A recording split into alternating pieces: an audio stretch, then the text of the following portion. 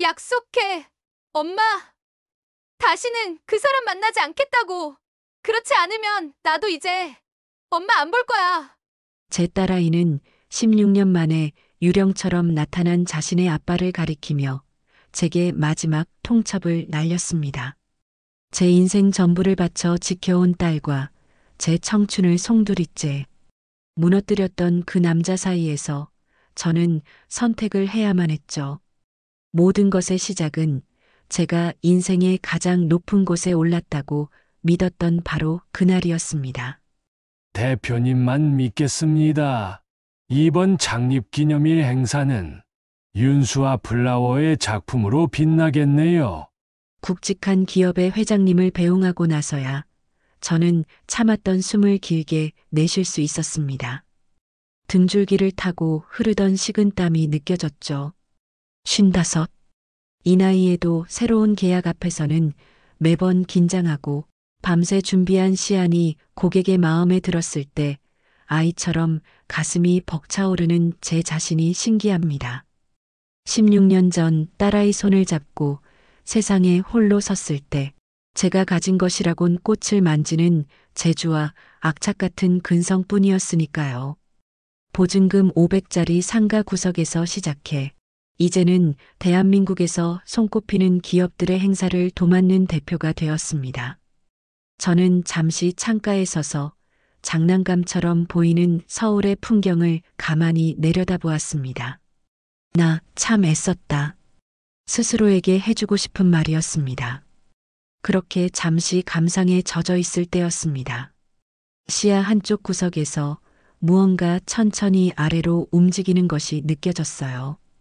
고개를 돌리자 육중한 곤돌라 하나가 아득한 허공에 매달려 있었습니다. 고층 건물 외벽 청소부. TV에서나 가끔 보던 나와는 전혀 다른 세상의 사람들이라고 생각했던 그들이었죠. 참 고된 일이겠다. 무심코 생각하며 시선을 돌리려는데 이상하게 눈을 뗄 수가 없었습니다. 왜였을까요? 유난히 햇볕에 그을린 저 목덜미 일에 집중할 때 살짝 고개를 기울이는 저 각도, 묵묵히 스키즈를 움직이는 저 어깨선이 낯설지가 않았어요. 아니야. 닮은 사람이겠지. 저런 험한 일을 할 사람이 아닌데. 서울에 사람이 얼마나 많은데 설마. 제 머릿속은 필사적으로 부인하고 있었지만 심장은 미친 듯이 경고 신호를 보내고 있었습니다. 곤돌라가 바로 제 눈높이에서 멈춰섰습니다. 남자가 안전모 아래로 흐르는 땀을 훔치기 위해 잠시 고개를 돌렸습니다. 순간 제 세상의 모든 소리가 사라졌습니다. 세월의 풍파를 정통으로 맞아 깊게 팬 주름. 희끗희끗 서리가 내린 관자놀이. 하지만 저 눈매와 굳게 담은 입술은 제 20년 가까운 청춘을 함께 보낸 그 사람의 것이었습니다. 최진혁. 16년 전 제 심장에 대못을 받고 사라졌던 남편. 내 딸의 아버지. 그가 저기 있었습니다. 우리의 눈이 마주쳤습니다. 유리벽은 소리를 막아주었지만 그의 눈이 외치는 비명까지는 막아주지 못했어요. 네가 왜 여기에? 그의 눈동자는 그렇게 말하고 있었죠. 경악과 혼란, 그리고 모든 것을 들켜버린 남자의 깊은 수치심. 그는 저를 발견하자마자 화들짝 놀라며 유령이라도 본 듯 몸을 돌렸습니다. 그리고는 서둘러 동료에게 무언가 신호를 보냈죠. 삐빅하는 기계음과 함께 곤돌라는 다시 황급히 움직이기 시작했습니다. 그는 단 한 번도 이쪽을 돌아보지 않았어요. 마치 제 존재 자체를 지워버리려는 듯 필사적으로 제 시야에서 멀어져 갔습니다. 저는 테이블에 부딪힌 충격도 잊은 채 그가 사라진 텅 빈 하늘을 멍하니 바라보았습니다. 16년의 세월은 나를 이 도시의 가장 높은 곳으로, 당신을 가장 위태로운 곳으로 데려다 놓았습니다. 우리는 대체 어디서부터 이렇게 잘못된 걸까요? 어떻게 운전대를 잡고 그 빌딩을 빠져나왔는지 모르겠습니다. 머릿속이 새하얗게 비어버린 채 몸이 멋대로 움직였을 뿐이죠. 한강 다리를 건너던 중 결국 차를 갓길에 세우고 말았습니다. 심장이 깨질 것처럼 두근거리고 숨이 턱까지 차올라 제대로 쉴 수가 없었어요. 쿵, 쿵, 쿵. 제 심장 소리가 아니라 아득한 상공에서 제 심장을 두드리던 그의 모습이 남긴 환청 같았습니다. 괜찮아, 괜찮아. 저는 스스로를 다독이며 마른 세수를 했어요. 16년이다. 벌써 16년이나 지난 일이야. 이제 와서 흔들릴 거 없어. 하지만 제 손은 의지와 상관없이 사시나무처럼 떨리고 있었습니다. 텅 빈 집에 들어서자 성공한 플로리스트의 집이라고는 믿기지 않는 적막이 저를 반겼습니다. 시집간 딸아이가 가끔 들르는 것을 빼면 이 넓은 공간을 채우는 것은 언제나 저 혼자였죠. 샤워를 하기 위해 옷을 벗다가 거울에 비친 제 모습을 보았습니다. 값비싼 옷과 액세서리. 누가 봐도 성공한 여자의 모습. 하지만 그 껍데기 속의 제 얼굴은 16년 전 모든 것을 잃었던 그날처럼 겁에 질려 있었어요. 뜨거운 물에 손을 담그자 긴장이 조금 풀리는 듯 했습니다. 문득 제 손등이 눈에 들어왔죠. 꽃을 다듬고 흙을 만지느라 마디가 조금 굵어졌지만 매일 밤 정성껏 관리한 덕에 여전히 고운 손. 이 손으로 저는 제 인생과 딸아이의 인생을 일으켜 세웠습니다. 그런데 바로 그 순간 제 손 위로 그의 손이 겹쳐 보였습니다. 유리병 너머로 보이던 거칠고 투박하고 시커멓게 때가 낀 채 안전 로프를 꽉 쥐고 있던 그 남자의 손. 그리고 기억은 기어이 16년 전으로 거슬러 올라갔습니다. 그의 손은 원래 그런 손이 아니었습니다. 건축가였던 그의 손은 언제나 새하얀 제도용지 위에서 춤을 췄죠. 날렵한 손끝에서 연필심이 스치는 소리, 복잡한 선들이 생명을 얻어 하나의 멋진 공간으로 태어나는 과정을 저는 곁에서 숨죽여 지켜보곤 했습니다. 그 희고 길었던 손으로 제 머리를 쓰다듬고 어린 딸을 번쩍 안아 올리던 다정한 손이었어요. 하지만 IMF 외환위기의 칼바람은 그 모든 것을 단숨에 앗아갔습니다. 믿었던 동업자에게 사기를 당하고 회사가 부도난 후 그의 손은 더 이상 연필을 잡지 않았어요. 대신 매일 밤 소주잔을 잡았죠. 희망을 놓아버린 남자의 손은 절망의 무게를 이기지 못하고 힘없이 떨렸습니다. 그리고 마침내 제 앞에 이혼 서류를 내밀던 그날 그의 손은 제 눈물마저 밀어낼 만큼 차갑고 단호했어요. 같이 갚으면 되잖아. 아무리 힘들어도 우리가 가족인데 왜 나를 밀어내? 미안하다. 나 같은 실패자는 당신과 다은이 인생의 짐만 될 뿐이야. 욕실 거울 앞에서 저는 주저앉아 소리 없이 울었습니다. 지난 16년간 저는 딸을 지키기 위해 앞만 보고 달렸어요. 그가 내팽개친 세상 속에서 악착같이 살아남았습니다. 그런데 당신은 그 낭떠러지 끝에서 16년을 대체 어떻게 버텨온 걸까요? 원망인 줄 알았던 감정의 끝에서 지독한 연민이 칼날처럼 돋아나 제 심장을 아프게 찔러왔습니다. 그날 이후 제게는 버릇이 하나 생겼습니다. 고층 건물을 보면 나도 모르게 외벽을 훑는 버릇이었죠. 하늘에 매달린 곤돌라나 희미한 인형이라도 보일 때면 심장이 덜컥 내려앉았어요. 혹시 저 사람일까? 저 위험한 고개를 지금 이 순간에도 하고 있을까? 16년간 죽은 사람이라 여기며 살았는데 이제와 그의 생사가 매일같이 신경 쓰이는 제 자신이 낯설고 혼란스러웠습니다.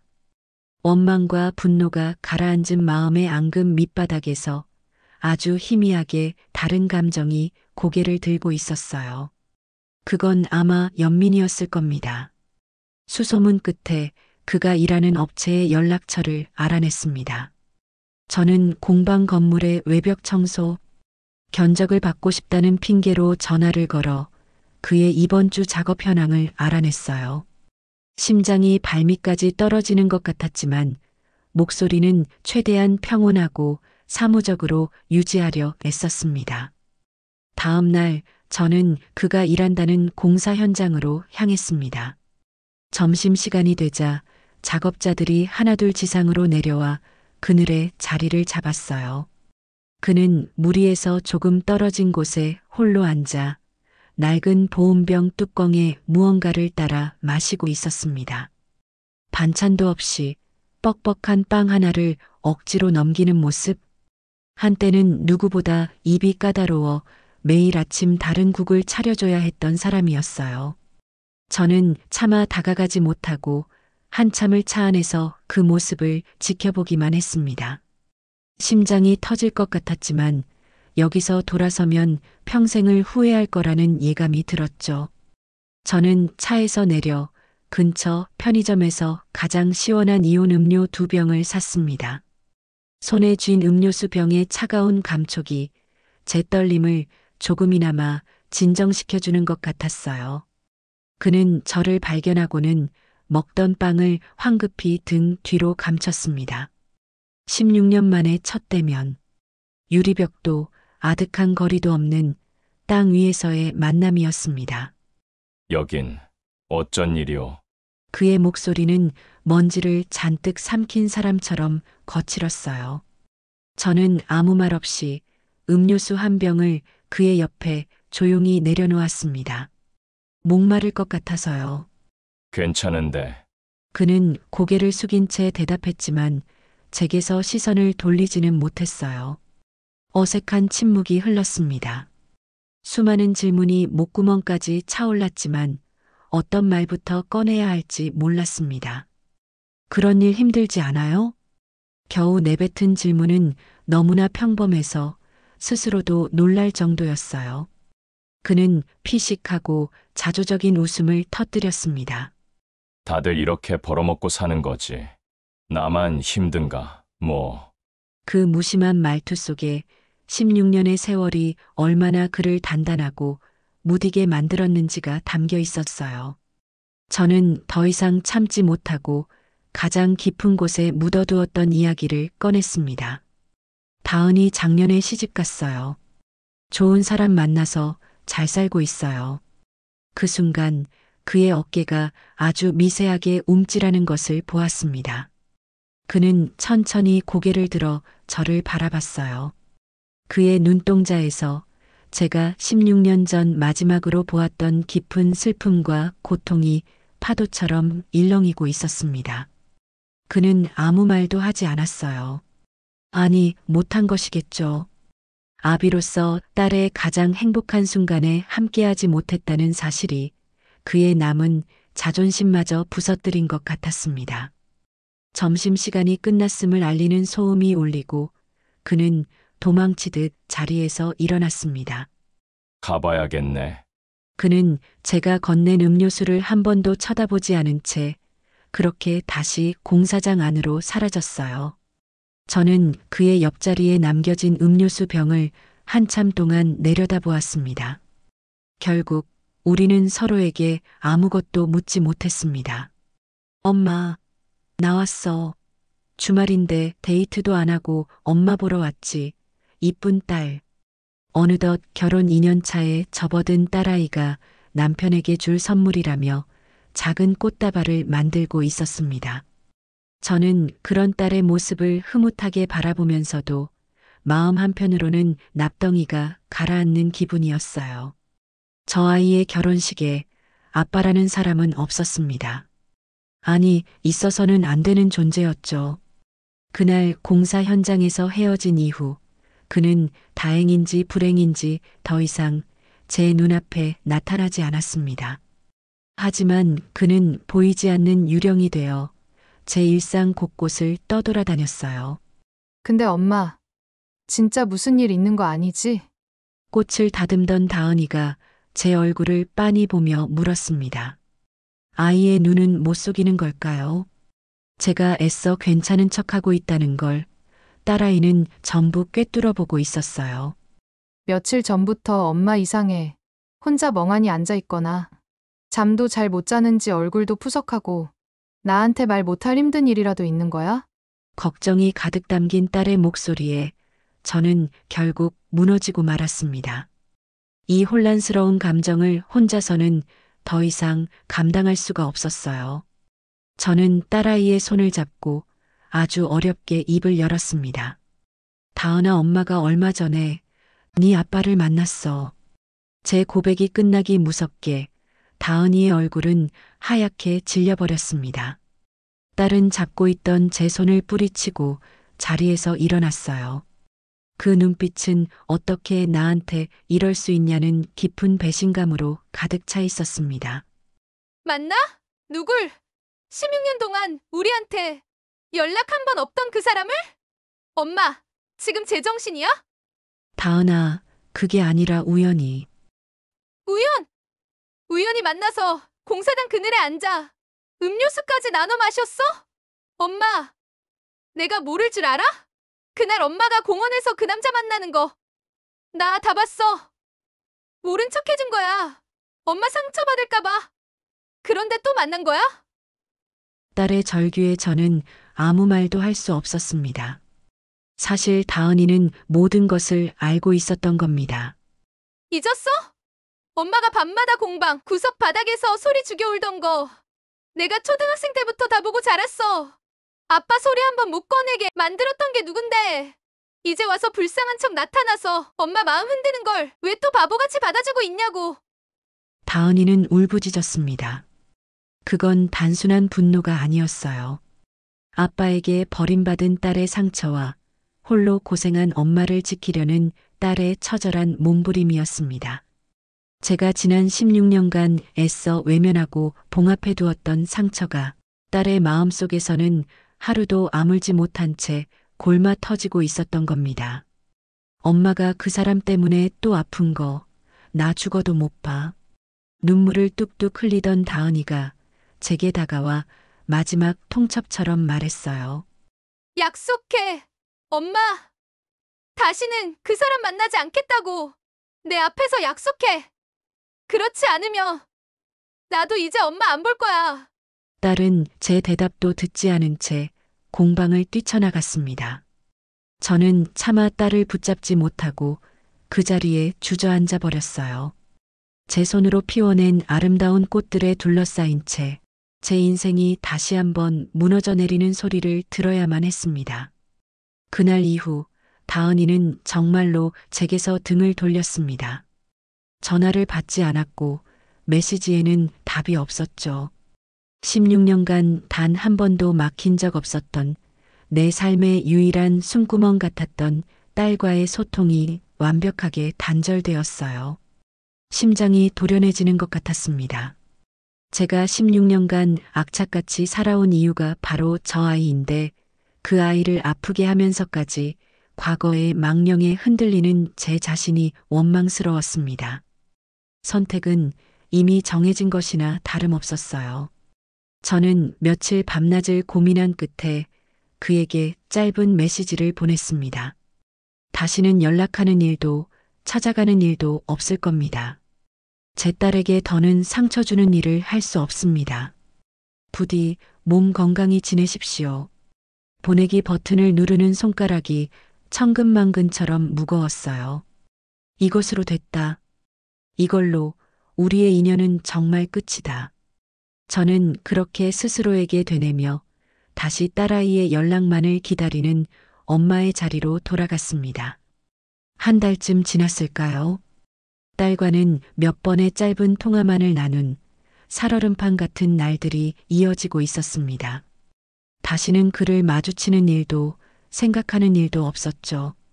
이대로 시간이 흐르면 모든 것이 제자리를 찾을 거라고 그렇게 믿으려 애썼어요.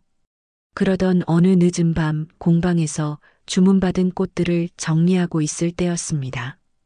모르는 번호로 전화 한 통이 걸려왔어요. 윤수아 씨 되십니까? 네, 그런데요. 여기는 서울의료원 응급센터입니다. 최진혁 환자분 보호자로 연락드렸습니다. 순간 세상의 모든 소리가 멎었습니다. 심장이 바닥 아래로 꺼지는 기분이었어요. 네, 저는 보호자가 아닌데요. 16년 전에 이혼했습니다. 아, 그러십니까? 그런데 환자분 소지품의 유일한 비상연락처로 윤수아님 번호가 적혀 있어서요. 오늘 작업 도중에 추락사고가 있었습니다. 현재 의식이 없으신 상태라. 수화기 너머의 목소리가 뭐라 더 설명했지만 제 귀에는 아무것도 들리지 않았어요. 추락사고, 의식이 없는 상태. 그 단어들이 대모처럼 제 머릿속을 파고들었습니다. 딸아이의 눈물 젖은 얼굴이 떠올랐습니다. 다시는 그 사람과 엮이지 않겠다고 제 스스로와 그리고 딸과 약속했어요. 발길을 돌려야 했습니다. 모르는 사람의 일이라고, 나와는 상관없는 일이라고 선을 그어야 했어요. 하지만 제 몸은 제 이성과는 전혀 다른 방향으로 움직이고 있었습니다. 병원 응급실의 소독약 냄새가 코를 찔렀습니다. 사방에서 고통스러운 신음과 다급한 의료진의 목소리가 뒤섞여 현실감을 잃게 만들었어요. 한참을 헤맨 끝에 저는 커튼이 반쯤 쳐진 침대 앞에서 걸음을 멈췄습니다. 찢어진 작업복 사이로 피가 배어 나왔고 그의 얼굴은 창백하게 질려 있었어요. 산소호흡기에 의지한 채 가쁜 숨을 몰아쉬는 그는 더 이상 제가 알던 최진혁이 아니었습니다. 그저 죽음의 문턱에서 외롭게 사투를 벌이고 있는 이름 모를 한 중년 남자일 뿐이었죠. 그의 곁에는 아무도 없었습니다. 그때 의사 한 명이 제게 다가와 말을 걸었어요. 환자분 보호자 되시죠? 지금부터 상태에 대해 설명해 드려야겠습니다.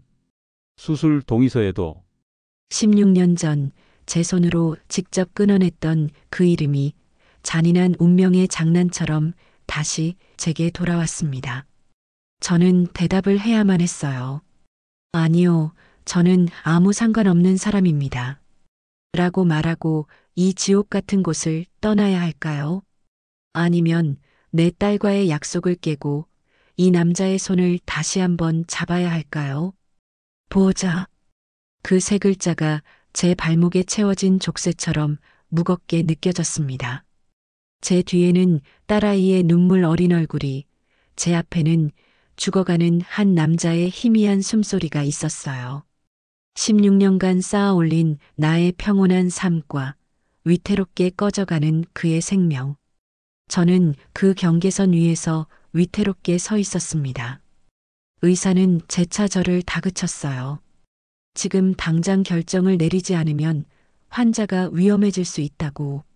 나는 당신과 상관없는 사람입니다. 이 한마디만 하면 저는 이 지옥에서 벗어날 수 있었어요. 딸과의 약속을 지키고 다시는 흔들리지 않는 내 삶으로 돌아갈 수 있었죠. 하지만 차마 입이 떨어지지 않았습니다. 이대로 돌아선다면 저 남자는 정말로 세상에 혼자 남아 죽음을 맞이할지도 몰라요. 지난 16년간 그를 원망하며 살았지만 그의 마지막이 이토록 비참하고 외롭도록 내버려 둘 수는 없었습니다. 결국 저는 떨리는 손으로 펜을 집어들었어요. 수술해 주세요. 제 손끝에서 윤수아라는 세 글자가 수술 동의서 위 보호자란에 적혔습니다. 16년 전 이혼 서류에 찍었던 도장보다 수십 배는 더 무거운 서명이었어요. 몇 시간에 걸친 수술이 끝나고 그는 중환자실로 옮겨졌습니다. 다행히 고비는 넘겼지만 의식은 돌아오지 않았죠. 간호사가 건네준 그의 소지품은 비닐봉지 하나가 전부였어요. 그 안에는 낡고 해진 지갑과 손때가 묻어 너덜너덜해진 작은 수첩 하나가 들어 있었습니다. 저는 홀로 남은 병실 복도에서 홀린 듯 그의 지갑을 열어보았습니다. 신분증과 몇 천 원의 현금, 그리고 지갑 가장 깊숙한 곳에 비닐 커버에 쌓여 소중하게 보관된 낡은 사진 한 장이 있었어요. 16년 전 우리가 마지막으로 함께 찍었던 가족 사진이었습니다. 어린 다은이를 가운데에 두고 세상 행복하게 웃고 있는 젊은 시절의 우리. 사진 속의 우리는 저렇게나 눈부셨는데 사진 위로 뜨거운 눈물방울이 뚝뚝 떨어졌어요. 저는 떨리는 손으로 그의 낡은 수첩을 펼쳤습니다. 그 안에는 지난 16년의 세월이 하루도 빠짐없이 빼곡하게 기록되어 있었어요. 그것은 일기이자 그가 딸에게 참아 보내지 못한 편지였고 한 남자의 처절한 참회록이었습니다. 2009년 10월 수아와 다은이를 떠나보낸 첫날 심장을 도려내는 것 같다. 하지만 내가 사라져야 두 사람이 산다. 악착같이 빚을 갚고 성공해서 아니 그냥 멀리서라도 두 사람이 행복한 모습을 볼 수만 있다면 2015년 3월 다은이가 중학교에 입학했다. 교문 멀리서 훌쩍 커버린 딸의 모습을 보았다. 교복이 참 예쁘게 잘 어울린다. 아빠가 미안하다. 2023년 5월 다은이가 결혼을 했다. 웨딩드레스를 입은 모습이 엄마를 꼭 닮아 천사 같았다. 그 옆자리에 서 있는 사람이 내가 아니라는 사실에 평생 처음으로 신을 원망했다. 수첩의 마지막 장은 바로 어제 날짜에서 멈춰 있었어요. 오늘 수아를 다시 만났다. 아주 높은 곳에서 여왕처럼 빛나고 있었다. 나는 그런 그녀의 발밑, 허공에 매달려 있었다. 다행이다. 나 없이도 저렇게 잘 살아주어서. 정말 다행이다. 저는 수첩을 끌어안고 어린아이처럼 목 놓아 울었습니다. 그가 우리를 버린 것이 아니었어요. 그는 단 한순간도 우리를 잊은 적이 없었던 겁니다. 가장 낮은 곳에서 가장 고통스러운 방식으로 그는 16년의 세월을 오롯이 우리를 지켜보며 살아왔던 것입니다. 그때였습니다. 제 등 뒤로 얼음처럼 차가운 목소리가 날아와 박혔어요. 지금 여기서 뭐 하는 거야? 엄마? 고개를 들자. 다은이가 배신감과 분노로 얼룩진 얼굴로 저를 내려다보고 있었습니다. 엄마, 내가 뭐라고 했어? 다시는 그 사람 때문에 아프지 말라고. 내 앞에서 약속까지 했잖아. 딸의 목소리는 분노를 넘어 절규에 가까웠어요. 그 순간 제 머릿속에서 무언가 툭 하고 끊어지는 소리가 났습니다. 이전 같았으면 미안하다며 딸을 달랬을 저였지만 이번만은 그럴 수 없었어요. 제 손에 들린 이 16년의 세월이 더 이상 저를 침묵하게 내버려 두지 않았습니다. 그래, 다은아. 엄마가 약속 못 지켰어. 미안하다. 그런데 이젠 엄마도 더 이상 도망치지 않을 거야. 저는 자리에서 일어나 눈물이 범벅된 얼굴로 딸을 똑바로 마주 보았어요. 그리고 제 손에 들린 낡은 수첩을 딸에게 내밀었습니다. 이거 네 아빠가 16년 동안 쓴 일기야. 아니, 너한테 참아 보내지 못한 편지야. 다은이는 수첩을 경멸 어린 시선으로 쳐다보며 뒷걸음질 쳤어요. 치워. 그런 변명 따위 듣고 싶지 않아. 16년 동안 우리를 버린 사람이야. 이제 와서 이런 종이 쪼가리. 하늘로 뭐가 달라지는데. 달라져. 달라져야만 해. 제 목소리가 병원 복도를 날카롭게 울렸어요. 저는 딸의 팔을 붙잡고 애원했습니다. 제발 딱 한 번만. 딱 한 번만이라도 읽어봐줘. 그리고 나서도 아빠를 용서할 수 없다면 그때는 엄마도 모든 걸 다 포기할게. 네 뜻대로 다시는 네 아빠 앞에 나타나지 않을게. 제 절박한 눈빛에 다은이는 마지못해 수첩을 받아들었어요. 딸은 의자에 앉아 불신과 의심이 가득한 눈으로 첫 장을 넘기기 시작했습니다. 시간이 얼마나 흘렀을까요? 책장을 넘기는 딸의 손이 아주 미세하게 떨리기 시작했어요. 굳게 다물려 있던 입술이 파르르 경련했고 분노로 가득 차 있던 눈에는 서서히 혼란의 물결이 차올랐습니다. 마침내 마지막 장을 덮었을 때 다은이는 더 이상 아무 말도 하지 못했어요. 수첩은 딸의 힘없는 손에서 바닥으로 툭 떨어졌습니다. 딸의 얼굴은 눈물과 콧물로 범벅이 되어 어린아이처럼 일그러져 있었어요. 16년간 아빠라는 존재를 향해 쌓아 올렸던 원망과 증오의 성벽이 이 너덜너덜한 종이 쪼가리 앞에서 힘없이 무너져 내린 것입니다. 거짓말 다 거짓말이야. 그럴 리가 없어.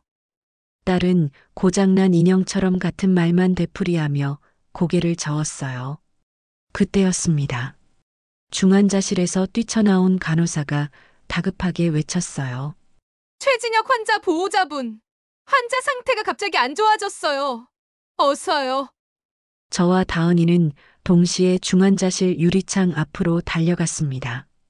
유리 너머로 의사와 간호사들이 분주하게 움직이며 제세동기를 준비하고 있었어요. 심장 박동을 알리는 기계음이 불규칙하게 울리며 위기를 알렸고 그의 몸이 전기 충격에 한 번, 두 번 크게 튀어 올랐습니다. 다은이는 자기도 모르게 유리벽에 손을 댄 채 그 처참한 광경을 보고 있었어요.